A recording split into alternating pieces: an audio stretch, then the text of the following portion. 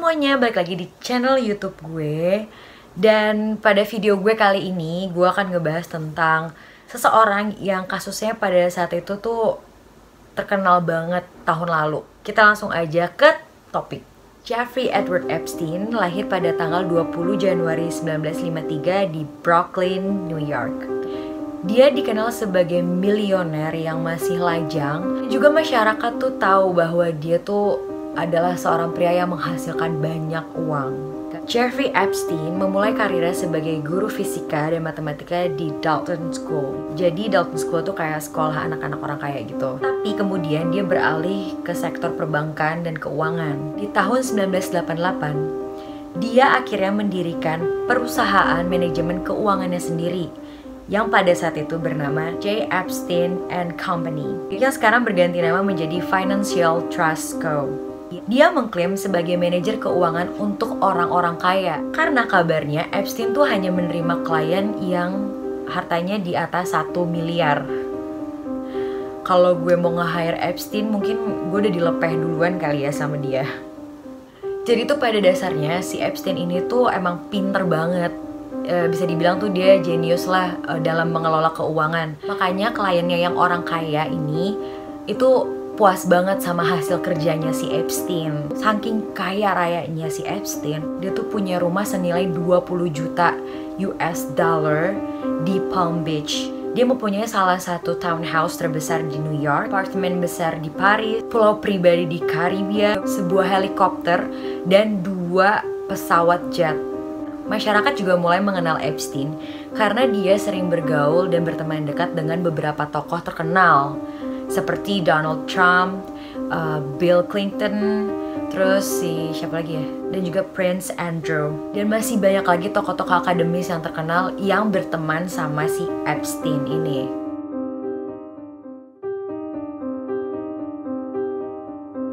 Tapi tuh pencitraan Epstein tuh jago sih. Epstein juga diketahui selalu dikelilingi oleh wanita-wanita cantik, terutama wanita yang masih di bawah umur. Awal mula kasus yang menyeret Epstein ke ranah hukum itu dimulai dari tahun 2005. Pada saat itu, seorang wanita menghubungi Departemen Kepolisian di Palm Beach, Florida. Dia mengklaim bahwa anak tirinya yang masih berumur 14 tahun telah dibawa ke rumah Epstein.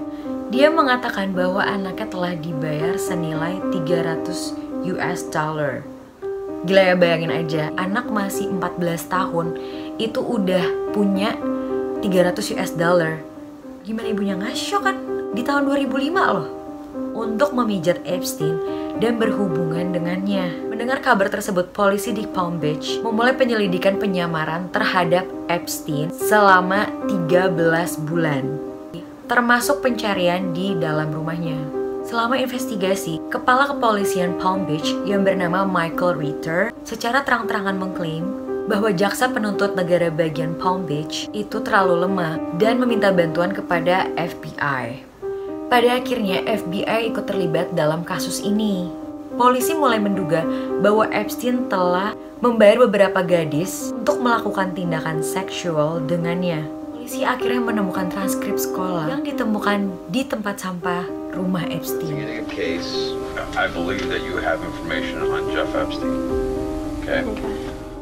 Pihak berwenang menduga bahwa beberapa gadis yang telah menjadi korban Epstein berumur antara 14 sampai 18 tahun.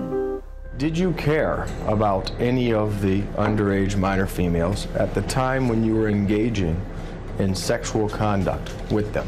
Pada Juli 2006, FBI akhirnya melakukan penyelidikan sendiri terhadap Epstein yang diberi nama Operation Leap Year, yang ternyata menghasilkan 53 dakwaan dengan ketebalan halaman sebanyak 82. Pada Juni 2007, Epstein tuh bisa aja berakhir di penjara seumur hidupnya. Tetapi Alexander Acosta yang pada saat itu menjabat sebagai jaksa pada kasus ini telah menyetujui kesepakatan pembelaan terhadap Jeffrey Epstein untuk mengaku bersalah atas 2 tuduhan tentang prostitusi dan perjanjian non-penuntutan. Jadi non-penuntutan itu intinya Epstein tuh nggak didakwa atas kejahatannya dia ini. Epstein malah hanya dikenakan hukuman selama 13 bulan di penjara Courtney. Dan dia masih diizinkan untuk tetap pergi bekerja dengan durasi 12 jam per hari dan 6 hari per minggunya. According to a court filing.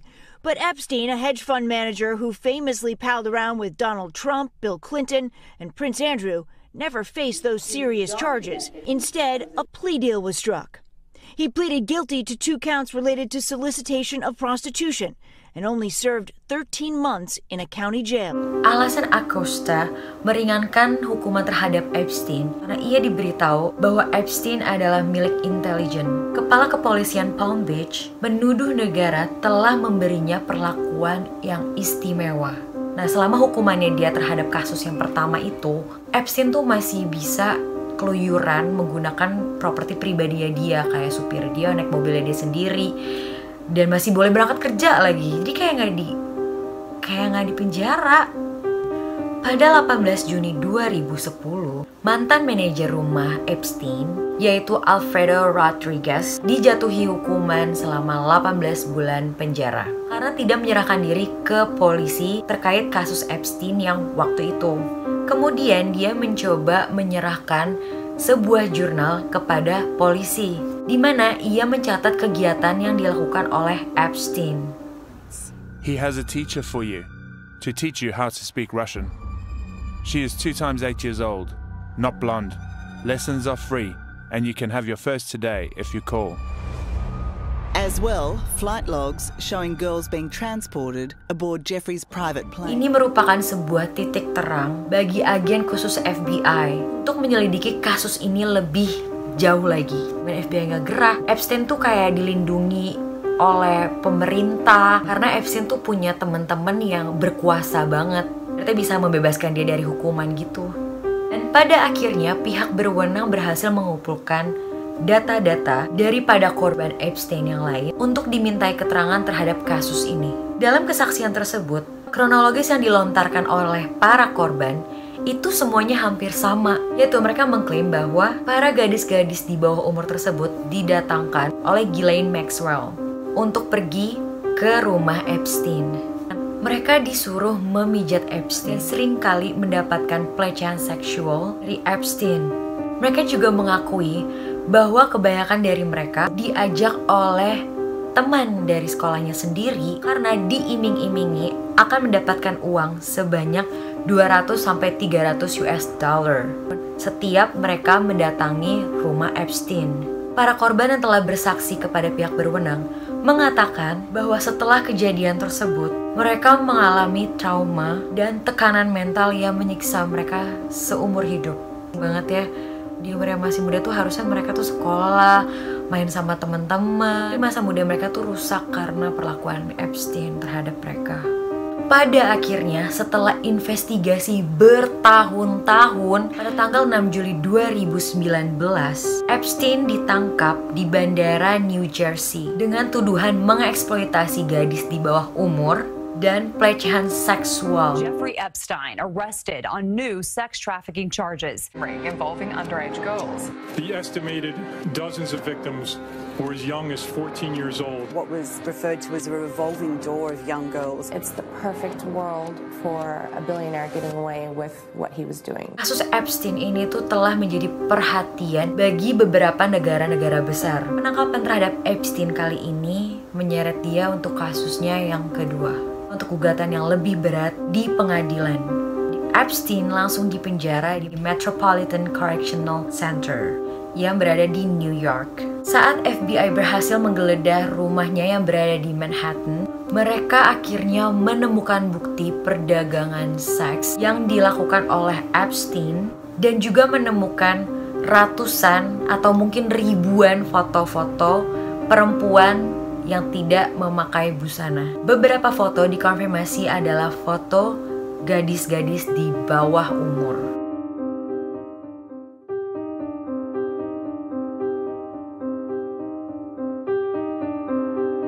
Dalam berangkas yang dikunci, polisi menemukan kaset yang berisi data-data dari para korban Epstein. Jadi di kaset tersebut itu tuh ada tulisan kayak setiap korbannya Epstein kayak namanya siapa, terus umurnya berapa. Dia kayak punya profile gitu. Serem banget gak sih? Polisi juga menemukan uang tunai senilai 70.000 US dollar, 48 berlian, dan paspor Austria yang palsu yang memiliki foto Epstein tetapi dengan nama lain. Nama Ghislaine Maxwell mulai dikaitkan dalam kasus Epstein ini. Maxwell berstatus di bawah investigasi FBI. Maxwell adalah seorang sosialita yang sempat mempunyai hubungan dengan Epstein yang berjalan cukup lama. Tapi Maxwell belum dikenai dakwaan apapun karena ia menghilang dari pandangan publik sejak tahun 2016. Ia diduga mempunyai keterkaitan terhadap kejahatan Epstein yang sudah berlangsung sangat lama. Termasuk kesaksian dari Virginia Roberts yang menyatakan bahwa Maxwell merekrut dia ke dalam lingkaran hitam Epstein. Dia juga mengklaim bahwa Maxwell telah memaksanya untuk melakukan pelecehan seksual dengannya, teman-temannya, termasuk Pangeran Andrew. Namun Maxwell membantah tuduhan tersebut dan menyebutnya sebagai kebohongan. Setelah kejahatan Epstein rahasianya juga terbongkar, kasus ini juga menyeret beberapa nama dari tokoh terkenal yang diketahui telah mempunyai hubungan yang dekat dengan Epstein, seperti Prince Andrew yang merupakan putra kedua dari Ratu Elizabeth II. Jadi Prince Andrew tuh diketahui bahwa dia tuh mempunyai hubungan yang sangat dekat dengan Epstein. Dan mereka tuh udah berteman kurang lebih 20 tahun. Wawancaranya dengan BBC untuk mendiskusikan hubungannya dengan Jeffrey Epstein yang membuat Prince Andrew mempunyai skandal pelecehan seksual terhadap Virginia Roberts ketika dia masih berusia 17 tahun. Which is to say to somebody, I'm not going to see you again. And in fact, from that day forth, I was never in contact with him. Do I regret the fact that he has quite obviously conducted himself in a manner unbecoming? Yes. Unbecoming? He was a sex offender. Yeah, I'm sorry, I'm being polite, in the sense that he was a sex offender. Dalam wawancara tersebut, Prince Andrew mengatakan bahwa dia tidak terlalu mengenal Epstein. Setelah wawancaranya dengan BBC itu tayang pada bulan November 2019, Prince Andrew mengumumkan keputusannya untuk mundur dari tugasnya di Istana Buckingham. Donald Trump juga pasti tanya tentang keterkaitannya sama Epstein. Dia bilang kalau dia tuh udah gak temenan lagi sama Epstein karena dia berantem sama Epstein. Dan udah 15 tahun gak pernah kontak langsung lagi dan gak pernah ketemu lagi. I had a falling out with him a long time ago. I don't think I've spoken to him for 15 years. Orang-orang mulai menyelamatkan diri sendiri, alasan yang masuk akal. Pada 23 Juli 2019, Epstein ditemukan tidak sadarkan diri pada pukul 1.30 pagi di dalam selnya. Epstein diduga melakukan percobaan bunuh diri karena ada bukti bekas kayak luka gitu di lehernya dia. Untungnya Epstein masih bisa diselamatkan pada saat itu. Setelah Epstein kembali ke penjara, pada tanggal 9 Agustus 2019, teman satu sel Epstein dipindahkan dan tidak ada teman satu sel pengganti yang masuk pada saat itu. Namun keesokan harinya pada tanggal 10 Agustus 2019, Epstein ditemukan meninggal di dalam selnya sendiri pada pukul 6.30 pagi. Setelah diselidiki, pihak kepolisian akhirnya menyatakan bahwa dia meninggal karena bunuh diri dengan cara menggantungkan diri dengan menggunakan spray kasurnya. Padahal saat itu Epstein masih menunggu proses pengadilan terhadapnya yang masih belum selesai. Dikutip dari voaindonesia.com, Epstein kemungkinan akan mendapat hukuman selama 45 tahun penjara jika dinyatakan bersalah atas tuduhan yang dilaporkan terhadapnya. Sampai sekarang kasus Jeffrey Epstein masih belum menemukan titik terang. Namun setelah kematiannya, pihak berwenang masih terus menginvestigasi tentang kasus ini. Epstein dinilai telah lari dari tanggung jawabnya atas semua kejahatan yang telah dia lakukan terhadap gadis-gadis di bawah umur pada saat itu. Bagi para korban Epstein, sampai sekarang mereka masih berusaha untuk mendapatkan keadilan bagi mereka. Namun, teori konspirasi itu tidak luput dari kasus Epstein ini. Nah, pengacara dari Epstein sendiri menduga bahwa kematian kliennya itu bukan karena bunuh diri, karena ditemukannya beberapa kejanggalan pada saat Epstein meninggal. Salah satunya, karena kamera pengawas yang mengarah ke dalam sel milik Epstein itu tiba-tiba tidak berfungsi. Cameras not working. Guards allegedly not being where they're supposed to be. It's no wonder that Jeffrey Epstein is dead. These things can happen, right? These things can happen, but they all shouldn't happen in one place. Agak aneh ya, kayak itu kan penjara yang emang udah canggih banget ya. Masa kenapa tiba-tiba bisa mati pas banget pas Epstein tuh meninggal? Dan juga hal lainnya datang dari pengawas mengklaim bahwa pada saat itu mereka ketiduran sehingga mereka 3 jam tidak memeriksa selnya.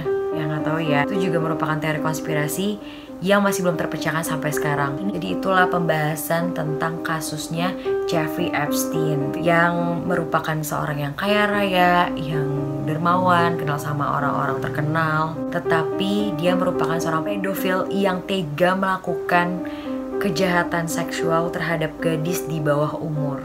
Buat kalian, jangan lupa untuk subscribe, like, dan share ke teman-teman kalian kalau kalian tertarik dengan kasus ini. Dan kalian juga bisa kasih tahu ke gue kasus apa yang bakal gue bahas selanjutnya dengan cara kirim email ke gue. Oke, kalau gitu see you next video.